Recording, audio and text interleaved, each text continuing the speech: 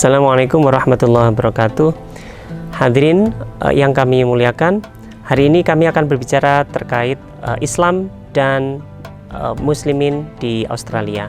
Ini merupakan sesi pengantar terkait bagaimana kita ingin mengenali bagaimana kaum Muslimin yang ada di berbagai geografi di dunia ini. Hadirin yang berbahagia, kaum Islam merupakan minoritas di Australia, tetapi tetap memiliki porsi yang cukup signifikan. Ada sekitar 3,2% dari warga negara di Australia merupakan penganut agama Islam, yaitu Muslimin. Selain itu, ada juga sebagian yang datang ke sana sebagai para pendatang yang sifatnya temporer, dan jadi mereka tidak permanen di sana, tetapi mereka hanya datang untuk studi dan lainnya. Sehingga secara umum di Australia, walaupun terlihat kecil, maka kaum Muslimin di Australia tetap memiliki persentase yang cukup signifikan, di antara 3,2 sampai sekitar 5% dari keseluruhan orang Australia, dan bisa dianggap sebagai agama terbesar nomor 2 setelah Kristen, sekitar 43%. Sisanya merupakan gabungan dari berbagai agama lainnya.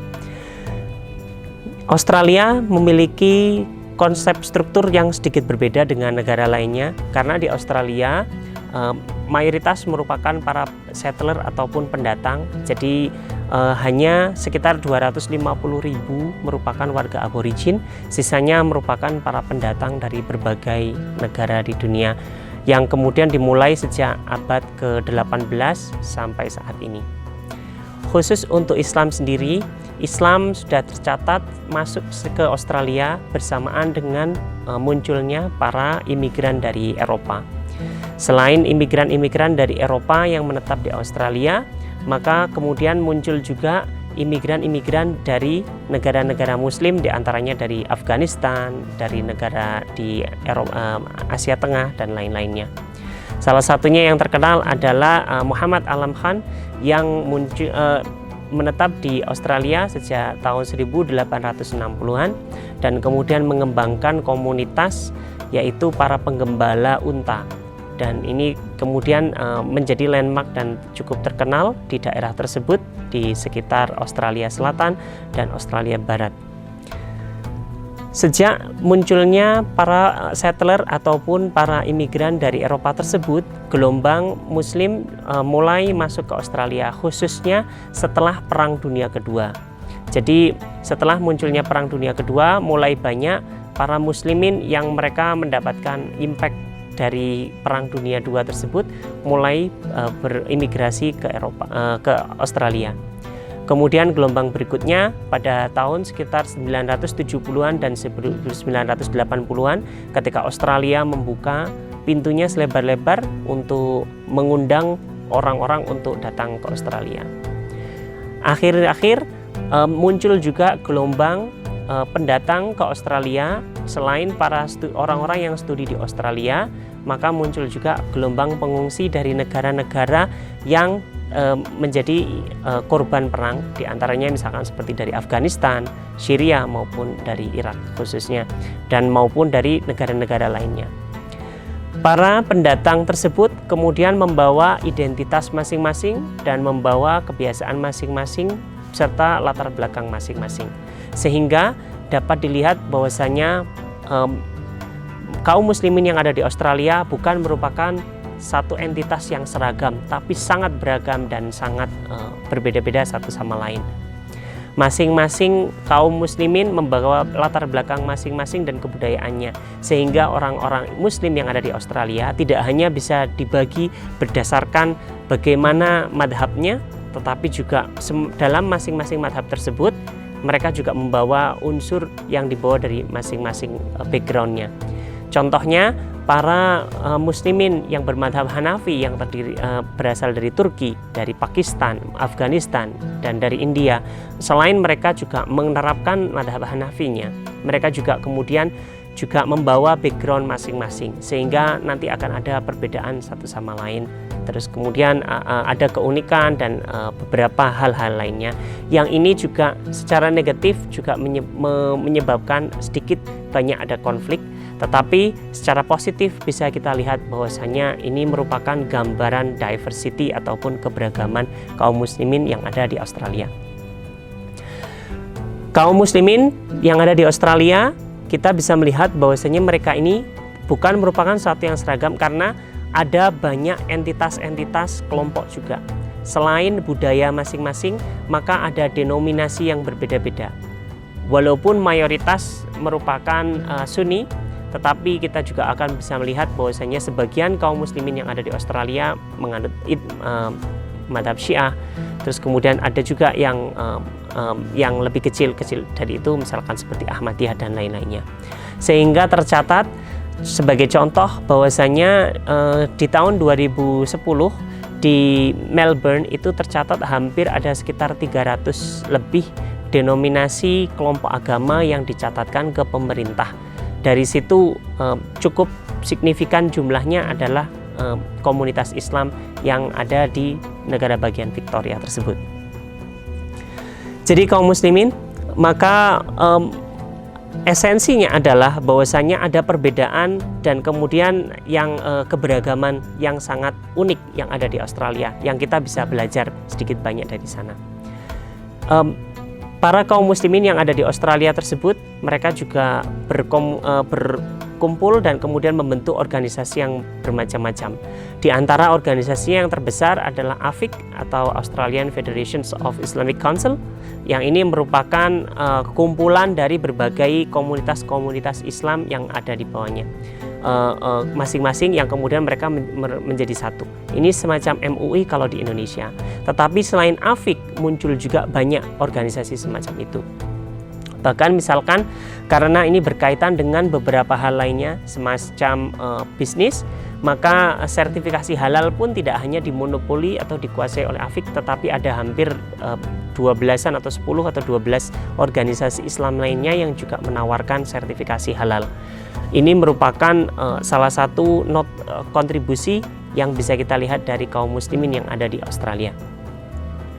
Di antara tantangan kaum muslimin yang ada di Australia adalah satu terkait Islamofobia, yang kedua adalah denominasi yang beragam, yang ketiga kaitannya terkait identitas dan integrasi terhadap kultur di Australia, yang keempat adalah terkait dengan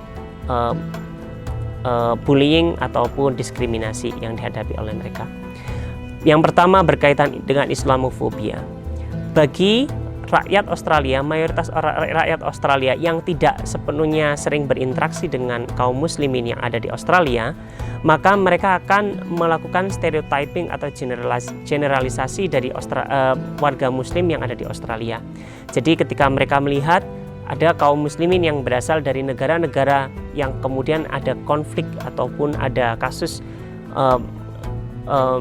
misalkan semacam terorisme di sana, maka mereka akan membuat stereotyping yang negatif terhadap kaum muslimin yang ada di Australia tersebut.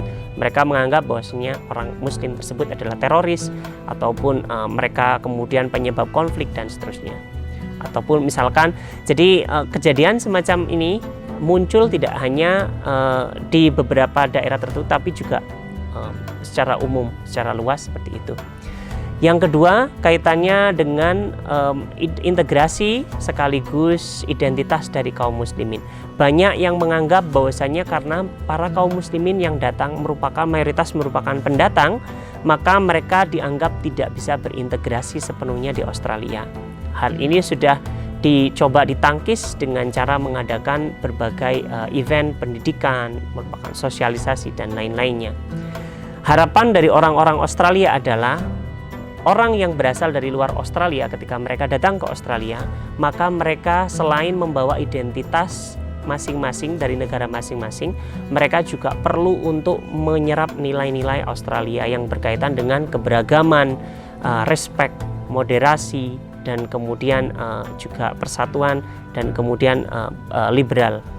Nah, Bagi sebagian orang mungkin hal ini merupakan sesuatu yang agak sulit, tetapi dengan adanya proses pendidikan, kemudian proses penyuluhan, diskusi, interfaith dialog dan lain-lainnya, maka hal-hal ini bisa dicoba untuk dikikis.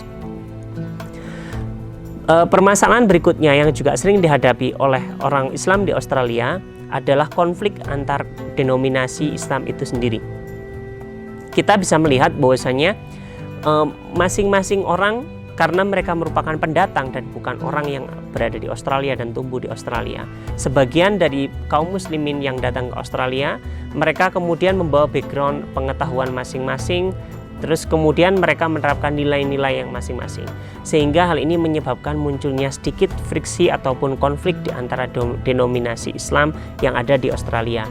Artinya konflik misalkan seperti Sunni dengan Syiah ataupun dengan Ahmadiyah dan lain-lainnya, itu juga kita jumpai juga di Australia. Cuma karena Australia merupakan negara hukum dan pengawasan cukup ketat, maka konflik itu tidak sampai menjadi konflik sesuatu yang besar. Tetapi hal ini yang kemudian kita perlu pelajari, bahwasannya potensi konflik itu muncul dimanapun, sehingga perlu diberikan ada banyak interfaith dialog maupun penanaman nilai-nilai agar orang-orang mengakui keberagaman dan saling menghormati terhadap yang berbeda. Masalah keempat yang mungkin masih sering dihadapi di Australia adalah terkait dengan diskriminasi.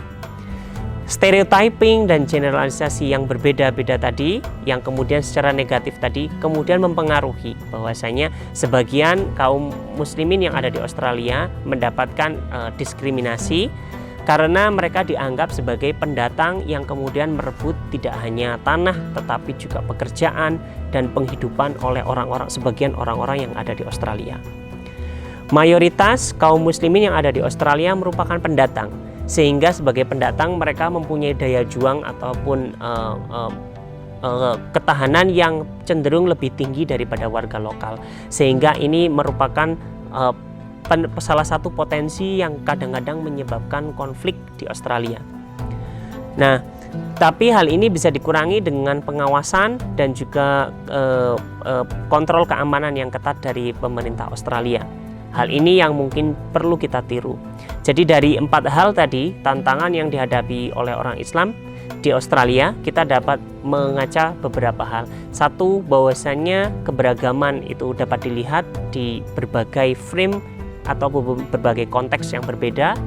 Yang kedua, bahwasanya perlu adanya upaya-upaya untuk mempromosikan dan mengenalkan Islam secara lebih baik agar orang dapat lebih mengerti terkait Islam dan juga mereka bisa menerima kehadiran Islam ataupun masyarakat muslim yang ada di daerah tersebut.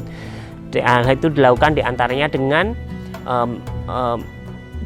Islamic interfaith dialogue, terus kemudian dengan pendidikan, dengan penyuluhan, dan dengan bagaimana kesadaran kaum muslimin untuk mencitrakan dirinya dan mencitrakan umat Islam sebagai umat yang baik, sehingga mereka dapat mewarnai berbagai ruang yang ada dan tersedia. Jadi Islam diupayakan menjadi ruh yang bisa mewarnai berbagai bentuk ruang yang berbeda, entah itu negara Islam ataupun negara demokrasi ataupun negara dengan aturan yang lainnya. Maka Islam bisa hadir dan bisa membentuk dan mewarnai tanpa merusak wadah tersebut. Kaum muslimin yang berbahagia, itu tadi yang kita diskusikan terkait bagaimana Islam tumbuh dan kemudian tantangannya seperti apa di Australia.